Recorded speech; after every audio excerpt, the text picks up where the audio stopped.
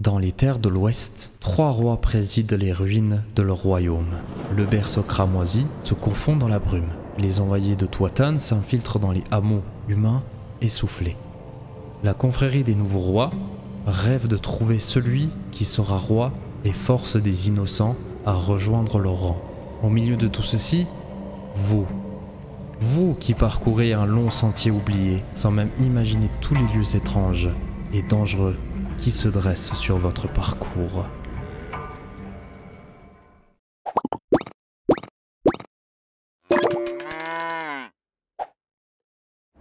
Bonjour à toutes et à tous, bienvenue pour ce nouvel épisode de Sabakupa. Aujourd'hui, je suis très content de vous présenter la nouvelle campagne qui a été proposée par Awaken Realms, qui va rallonger en fait notre expérience dans l'univers de Thetan Grail. Donc je vous parle de Thetan Grail, Kings of Ruin. Dans cette vidéo, je ne vais pas vous parler des mécaniques de base sur le Thetan Grail qui est déjà sorti il y a quelques temps. Et dans cette vidéo, on va analyser les différentes nouveautés qu'on va pouvoir avoir dans ce standalone. Parce que oui, ils ont décidé de faire un standalone. Donc qu'est-ce que ça veut dire en fait? C'est que ce n'est pas une extension. On va pas devoir avoir le jeu de base pour jouer à cette nouvelle campagne qui est Kings of Ruin. Donc voilà la page Thetan Grail Kings of Ruin qui après un peu plus de 24 heures a atteint déjà 10 000 backers. Hein. Il reste encore 19 jours au jour où j'enregistre cette vidéo et ils ont déjà plein d'argent. Bref, voilà un succès. Donc après 3 ans et demi d'expérience du jeu d'aventure Thetan Grail, ils ont décidé de rallonger l'aventure avec ce nouveau standalone. L'histoire est écrite par Krzysztof Piskorski, qui a fait les précédentes campagnes de Thetan Grail, mais aussi de ISS Vanguard qui est arrivé là tout récemment pour les backers anglais. Ce jeu est à nouveau jouable de 1 à 4 joueurs et conseillé à partir de 14 ans et plus. Et pour le temps de jeu, voilà, ce sera, je pense, à nouveau une nouvelle expérience et une toute nouvelle campagne qu'on va vivre avec ce standalone.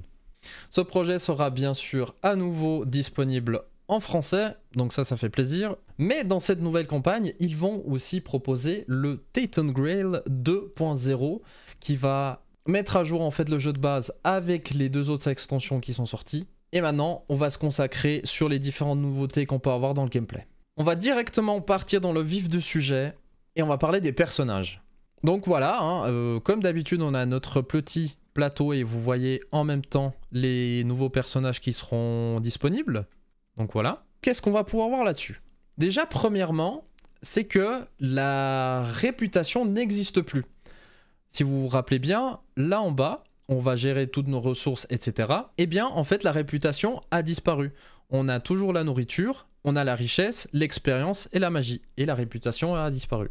Petit détail, mais les caractéristiques sur les côtés ne sont plus en vertical mais en horizontal. On va toujours pouvoir mettre différentes capacités sur le côté de notre personnage, mais attention, là ça a changé un tout petit peu. Donc on voit en fait là les différentes capacités. Sur Thetan Grail, le jeu de base c'était avec les cartes, avec telle ou telle caractéristique de base, mais en fait là ce qui change, c'est qu'on a un emplacement pour mettre un cube rouge, où j'ai une petite suspicion de ce qui va servir, mais en fait ces capacités maintenant vont être propres au personnage. Donc voilà, sur les côtés, quand on va commencer à avoir de plus en plus d'expérience et le dépenser pour avoir des nouvelles capacités, on rajoute ces petites tuiles sur le côté qui vont nous donner des bonus. Donc maintenant, avec les cubes rouges, alors ça c'est que de la suspicion. Je me demande en fait si ces cubes rouges, ce sera peut-être désactivables. Soit quand on l'active, eh ben, on met un cube rouge, ou bien l'inverse. Quand on l'active, on enlève le cube rouge pour signifier qu'on a utilisé la capacité. Parce que par exemple, si on prend cette capacité-là, si une carte combat vous protège d'au moins 1 de dégâts, vous pouvez payer 1 de magie pour vous protéger de 2 dégâts de plus. Donc là, on peut très bien s'imaginer, une fois qu'on a utilisé cette capacité, on enlève le petit cube et je pense qu'on pourra le remettre pour le prochain combat. Voilà, c'est que de la suspicion.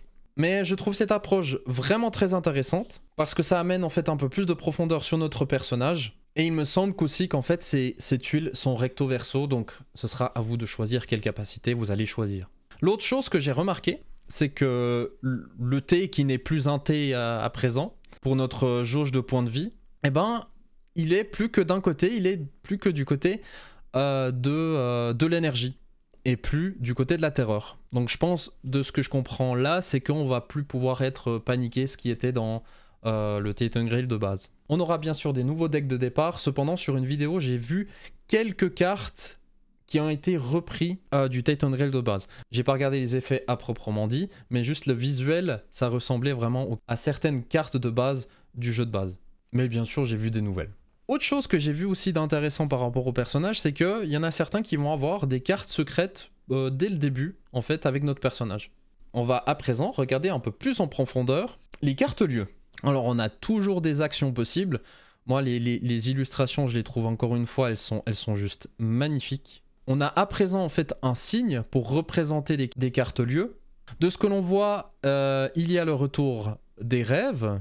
Et on voit surtout quelque chose de très très intéressant qui est sur certains coins des cartes. Comme par exemple ici, ou bien là, encore là, ou ici. Et ben c'est là où on va pouvoir mettre des Waystones. Et les Waystones, alors il y en a certains peut-être qui vont pas être contents. Certains ou certaines. Et c'est les nouveaux menhirs. En fait, comment c'est possible de mettre un Waystone? En fait, en faisant notre petite exploration sur les différentes cartes, on va avoir, comme on voit, on peut prendre un exemple ici. Tout d'un coup, en fait, ça va nous créer un cercle. Et c'est là où on va pouvoir mettre les Waystones. Ces Waystones, ils vont nous servir à quoi? Ça nous permettra de nous protéger du weird. Là-dessus, ça ne change pas. Mais en fait, surtout, on voit que, par exemple, là, on a des cartes qui sont blanches. En fait, les cartes qui sont blanches, là, c'est qu'ils sont par exemple sur le recto. Et ils sont en fait considérés dans le weird. Ce qui veut dire que si vous voulez avoir cette carte qui ne soit plus dans le weird, il va falloir poser un Waystone. Par exemple, là, on voit qu'on peut poser un Waystone en haut à gauche. Et si vous posez le Waystone, vous retournez la carte et le lieu est totalement protégé. Cependant, d'être dans le weird n'est pas sans risque. J'ai vu sur certaines cartes, on va gagner de la terreur. Donc, c'est jamais très bon de rester trop longtemps dans le weird. Et bien sûr, une fois que les Waystones sont posés et le lieu sécurisé, on va pouvoir faire des explorations. Et là, encore une fois, l'exploration, à présent, dans ce standalone, l'exploration ne vous coûtera plus d'énergie. Ça coûte 0. Ce qui auparavant coûtait 1 d'énergie. C'est vrai que c'est peut-être un peu bizarre en fait, parce que quand on dépensait 1 d'énergie pour aller explorer le lieu, et ben des fois ça arrivait que, on va dire... on va chez un marchand, on lui dit bonjour et puis ça se finit. Donc on a dépensé de l'énergie un peu pour rien, quoi. Et vous vous dites non mais comment on fait pour poser là ces Waystones là, les nouveaux menhirs. Alors j'ai vu du coup comment ça se passe pour mettre les Waystones. Après voilà, hein, j'ai pas joué au jeu, je sais pas la difficulté, mais ça m'a l'air vraiment beaucoup plus simple. Déjà, premièrement, le fait de créer un Waystone, de placer un Waystone, ça fait partie sur la petite fiche d'aide où on voit l'action d'explorer, on voit l'action de voyager, etc., etc. En fait, ça devient une action tout à fait banale. En fait, vous devez payer 1 de magie par personnage et 1 de richesse ou 1 de nourriture par personnage, et vous pouvez poser votre Waystone. Mais il y a une petite alternative qui est en fait de payer avec son sang. Vous payez 3 points de vie par personnage et vous gagnez 2 de terreur aussi également par personnage. Donc ça permet en fait un peu plus de possibilités sur le contrôle un peu de la map et de ne pas être bloqué en fait comme on avait sur Titan Grail avec les menhirs. À présent, on va regarder un peu les rencontres. Donc on a toujours les rencontres de différentes couleurs, on a du bleu, du vert, du violet. Cependant, il me semble qu'il n'y ait plus de rencontres grises, à moins que ça va arriver encore, vu qu'on est encore au début de la campagne de financement. Peut-être qu'il y a des choses qui vont être encore rajoutées. Déjà, premièrement, on va s'intéresser au combat physique.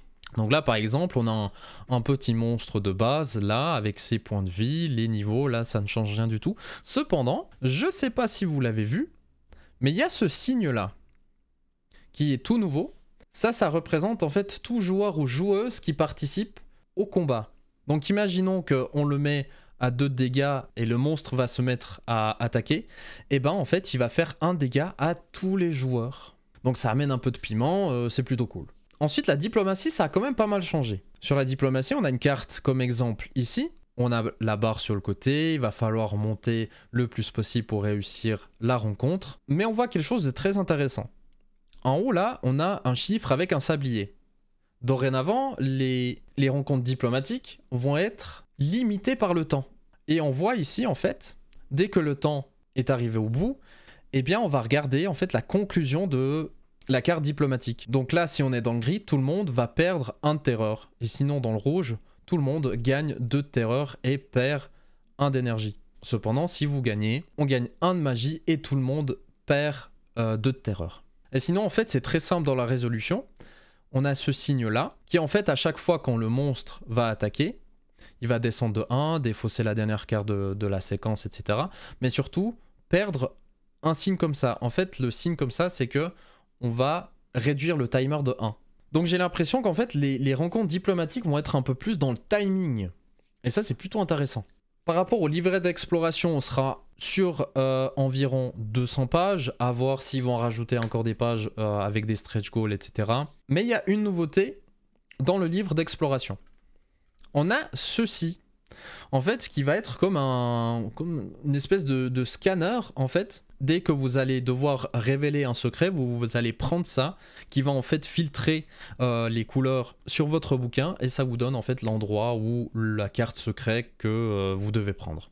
Voilà, un petit truc sympathique. Et sinon, sur la page de Tainted Grail Kings of Ruin, ils mettent en fait très en avant 3 je sais pas, ouais, je pense que c'est des monstres. En fait, ils mettent 3 monstres en avant. On a Veneda qui est ici. C'est magnifique, hein. On voit ici en fait une figurine d'un des personnages. Et ici, bah, en fait, la figurine de Veneda. C'est juste magnifique. Alors ici, on a Claudine sur son char. Et pour finir, on a Nonus ici. Plutôt de type magicien, j'ai l'impression, un peu Lovecraft, hein. Là derrière, il y a peut-être Cthulhu qui est caché. Mais en fait, ces monstres, j'ai l'impression que c'est un peu comme des mini-boss, en fait. Parce que chaque monstre aura ses secrets et leur carte de rencontre. Et de ce que j'ai compris, ces monstres vont être en fait sur la map, on va pouvoir les rencontrer. Et du coup, les battre ou avoir des combats diplomatiques. Donc ça, c'est plutôt intéressant. En fait, on peut les considérer comme des gardiens. Les gardiens dans les monstres, bien sûr, ils existent toujours, mais j'ai vraiment l'impression que c'est un peu des gardiens en plus qui sont bien plus féroces que les gardiens qu'on a eu sur le jeu de base. Là, j'ai abordé les nouveautés qu'on va avoir du coup sur ce standalone Kings of Ruin. Je vous laisse sinon regarder de vous-même si vous voulez aller voir plus en détail, etc. Maintenant, on va se consacrer en fait sur le Tainted Grail 2.0 qui est un peu une mise à jour pour le premier jeu qu'ils ont sorti. Parce que Awakened Realms va reproposer le jeu de base, mais du coup en 2.0, en version mise à jour, avec les extensions. Et en fait, tous ceux qui ont déjà le jeu et les extensions peuvent en fait acquérir l'Update Pack 2.0 qui va avoir en fait toutes les mises à jour avec les différentes cartes, des feuilles de sauvegarde, le livret de règles mise à jour, et on pourra avoir aussi la mise à jour du livret d'exploration en format PDF. Donc ça, c'est de l'add-on, il va falloir payer 8$ pour avoir l'Update Pack. Pour le journal d'exploration, vous avez aussi l'opportunité de l'avoir en physique, et c'est environ 20$ pour les 3 livrets d'exploration. Moi, personnellement, je trouve que c'est juste un peu dommage qu'ils ne proposent pas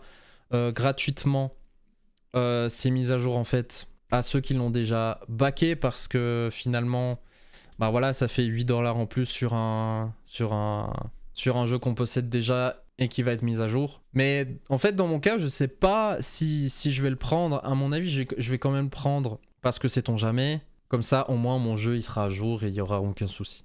On va regarder à présent les différents pledges. Donc on a en tout premier Kings of Ruin Excalibur Pledge qui comprendra le Sundrop. Donc là-dedans on aura la core box de Kings of Ruin en Sundrop avec les monstres aussi du coup en Sundrop, hein, de nouveau des figurines absolument magnifiques. Mais en soi ces monstres n'ont pas grand intérêt dans le jeu, hein, juste au cas où c'est vraiment que du cosmétique. Et bien sûr, on a la boîte de stretch goal qui va rajouter différentes choses tout au long de la campagne. Et d'ailleurs, en parlant de stretch goal, le premier qui a été annoncé est Echoes of Ruin, qui est en fait l'écho du passé dans Tate & Grail, le jeu de base. Mais du coup, ce sera avec les nouveaux personnages. Et là, c'est directement dans la boîte de stretch goal. Ce ne sera pas un add-on. En fait, l'écho du passé, ça permettait d'avoir un background par rapport à notre personnage. Oui, on a les petites fiches au début de la partie qu'on peut lire. Mais en fait, l'écho du passé, ça rajoute vraiment une histoire complète par rapport à votre personnage. Et au fur et à mesure de votre aventure, vous allez apprendre plein de choses sur votre personnage et aussi gagner des cartes qui vous servira pendant la campagne. Même une capacité active supplémentaire qui va se rajouter en fait de base à votre personnage si vous remplissez tous les secrets de votre personnage. Et je trouve ça vraiment cool qu'il les ait mis directement dans les stretch goals. Sinon, continuons, on a Kings of Ruin Core Pledge, donc là vous avez la boîte de base ici avec la boîte de stretch gold, donc classique. La suite Fall of Avalon Core Pledge, on est sur la boîte de base de la chute d'Avalon avec les 2 extensions. Là on arrive sur les pledges un peu plus chers où ça rajoute plus de trucs. On a Tate & Grail, la chute d'Avalon, Kings of Ruin avec la boîte de stretch goal et les 2 extensions pour Tate & Grail, la chute d'Avalon. On a la mort rouge ici juste derrière, l'écho du passé, le personnage de Niam qui a été proposé pour la campagne ici, et plein de petits trucs, de cartes, d'objets, etc. en plus. Et le Warlord of Avalon Pledge aura bien sûr la boîte de base, ici la chute d'Avalon, le standalone Kings of Ruin, la mort rouge, les 2 extensions pour ce jeu-là, et aussi avec tous les monstres qui seront bien sûr en Sundrop, avec l'écho du passé, etc. Donc là, on est sur le all-in, quoi. Ensuite, les différents add-ons, je vous laisse aller regarder si vous êtes curieux. Et pour le shipping, comment ça va se passer? On voit déjà que la taxe est inclue directement dans le prix, donc ça, déjà, ça c'est réglé. Et ensuite, pour la toute première fois, je pense, eh ben, Awaken Realms va faire qu'une single wave. Donc ce sera pas en 2 envois, on va tous recevoir en même temps, enfin bon.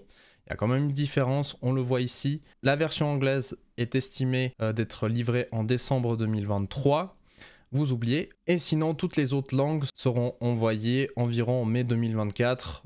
Vous savez très bien que ce ne sera pas le cas. Et sinon, quand on regarde un peu les prix de les différents pledges qu'on a vus juste tout à l'heure, vous avez du coup le prix des frais de port. Donc je vous laisse regarder en détail par vous-même où vous habitez. Donc voilà, j'ai fait gentiment le tour de Tate & Grail Kings of Ruin. Dites-moi si ça vous intéresse que 1-2 jours avant la fin de la campagne, je sors encore une fois une vidéo pour faire un peu le point sur les différents stretch goals qui vont être proposés. Peut-être qu'il y aura des extensions par rapport au standalone, donc des campagnes supplémentaires. Moi, je vais clairement le backer. Je ne suis pas objectif avec ce jeu. C'est pour moi un jeu incroyable. Et le fait que, en fait, dans Kings of Ruin, on va avoir des nouvelles mécaniques, des nouvelles manières de construire son personnage et surtout en fait les menhirs qui vont changer, qui seront à présent des Waystones, et ben ça me fait grave envie. Et je vous fais une petite annonce, c'est que je vais proposer une vidéo sur la campagne de base, donc Tate & Grail, la chute d'Avalon, parce qu'avec mon équipe de campagne, on a enfin terminé le jeu de base et on voulait en fait vous partager les points forts, les points faibles du jeu quand on y joue à 4. Et oui, on a joué à Tate & Grail, la chute d'Avalon à 4. Donc elle arrivera prochainement. Merci à vous d'avoir regardé cette vidéo, j'espère que ça vous a plu. Un petit pouce vers le haut, un petit commentaire aussi, ça me fait très très plaisir. Et je vous dis à la prochaine.